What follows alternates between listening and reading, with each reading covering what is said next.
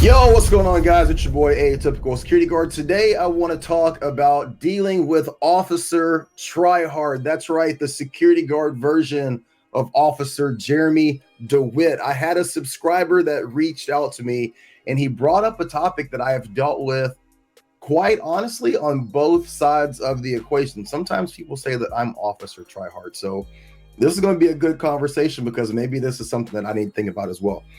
All right, so he says, I work a warm body site where literally nothing ever happens, but I have a coworker that's such an amped up tryhard. Dude never looks at his phone. He just neurotically sits there taking notes, cleaning the shack over and over again, and doing patrols. And get this, they don't even care if we do patrols. He says things like, we're the watchmen of the thin blue line. And sometimes he just stares out the window like a fucking German shepherd.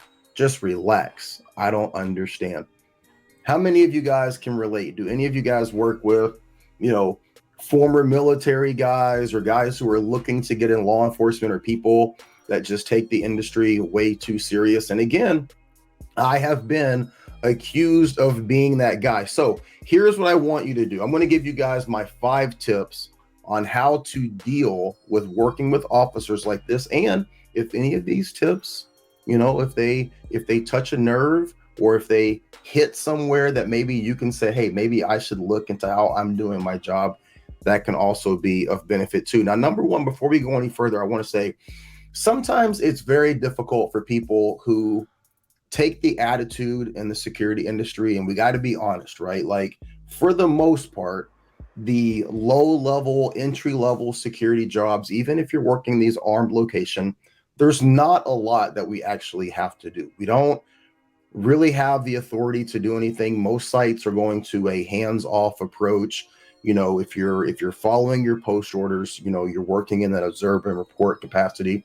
So to be fair, there's really not a lot that, in general, I know there's a lot of people that are working different locations, but in general, there's not a lot that we're supposed to be doing. So if you have guards who take this approach that, like, I'm just going to go to work, like, I'm just going to clock in, I'm going to clock out, I'm not going to overdo it, I'm not going to really even put that much effort into it because it's just security. You have people that feel that way. When you come across someone who takes the industry seriously, now, that doesn't mean they should take it too seriously, but even people that take their work seriously, they take it to heart, they go to work and they try to do the best that they can, they try to elevate the industry, right? I fall in that category. A lot of times it can come across as try hard. So we're going to just navigate this with the understanding that maybe this guy is 100% dead on and this person is overdoing it. So if that's the case, these are my 5 tips. Number 1, ask yourself if it matters. A lot of times we concern ourselves with things that really don't matter, right? If the officer is cleaning the shack, he's doing patrols, he's focused on watching the line, holding the line, as much as that might irritate you, and as much as it might be a little difficult to be around somebody like that for 8, 12, 16 hours, I get it. Ask yourself if it matters. More than likely, a lot of the things that he's doing, although they're annoying, they don't really matter. Now, there are times that you will work with security guards, security officers that are doing things that do matter. They're going hands-on when they shouldn't. If they are approaching subjects and they don't have the authority to do that, if they're putting the contract or yourself or your company in danger or liability, those are things that matter.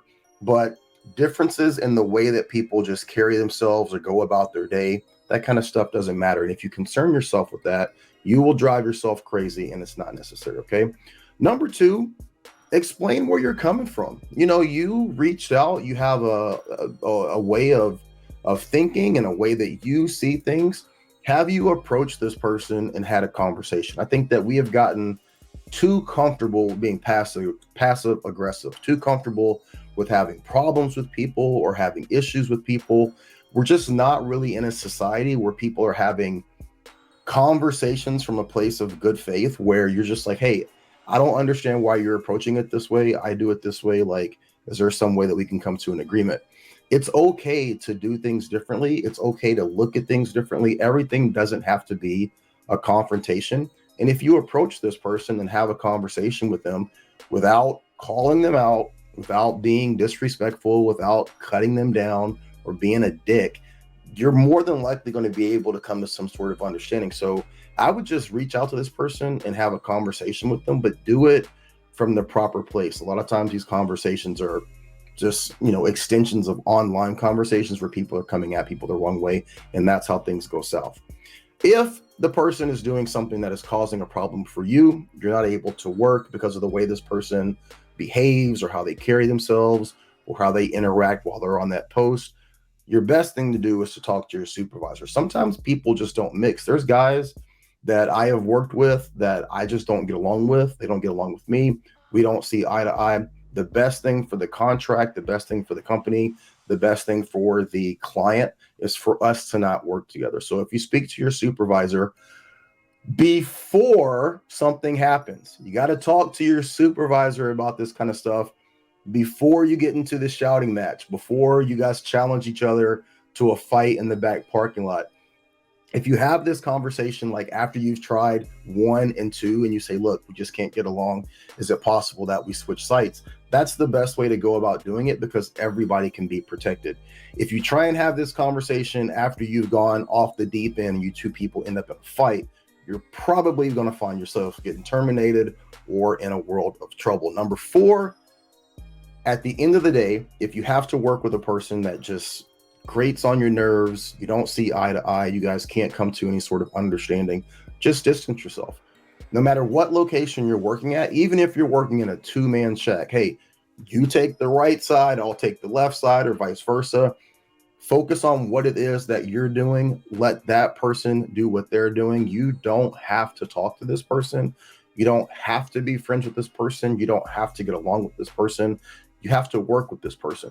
At the bare minimum, being able to work with people on a surface level, achieve the goal, be able to do the things that are needed, the things that are on your post orders, the things that are required of both of you, that is non-negotiable. You should be able to do that with anybody, regardless of if you have a personal relationship with them. I think that we have this idea that security is like law enforcement adjacent, or it's military adjacent, and there has to be this brotherhood. There doesn't. There has to be mutual, equal, baseline respect. But aside from that, and aside from doing the job that you're being paid to do, you don't have to get along with this person. Just distance yourself and allow that person to do what they're there to do. You do what you're there to do. And at the end of the day, you guys clock out and you go home. But make sure you maintain that professionalism. Number 5 is going to be to protect yourself. If you're working with someone that you feel is dangerous or you feel is violating post orders, you feel that they are going above and beyond, they're going out of their way to do things that are not in line with the contract, not in line with the things that you're supposed to be doing, things that are detrimental to the security industry, and for whatever reason your supervisor has not moved you, for whatever reason you've distanced yourself, you've tried to put yourself in a position where you're doing their job and they're doing theirs, if you're still working that site along with that officer, you have to protect yourself. Now, what do I mean when I say protect yourself?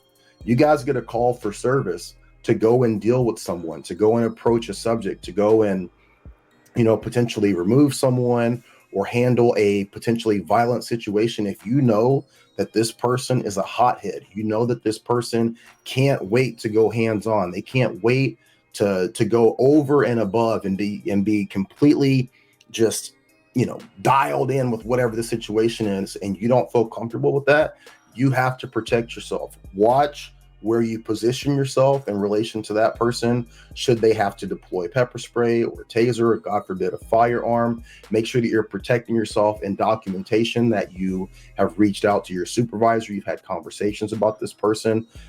Make sure that you're not putting yourself in a situation where their actions are going to reflect on you or potentially lead you into some sort of legal liability based on something that they have done. If you feel extremely comfortable and uncomfortable and unconfident with this person and their actions, and for whatever reason your company won't move you or put you in a different site, you have to protect yourself. And sometimes that protection means finding a different job or working for a different company.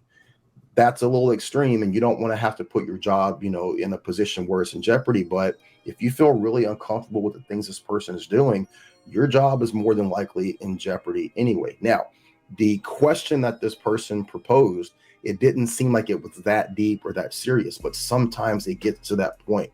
Before it gets to that point, you need to think about these 5 tips that I'm giving you and potentially make changes so you don't find yourself in a bad situation. But my question is, what do you guys think? What is your advice to someone who works with Officer Tryhard? Someone who is just way too amped up, way too ate up, way too dialed in. What are your thoughts on the best way to approach this situation?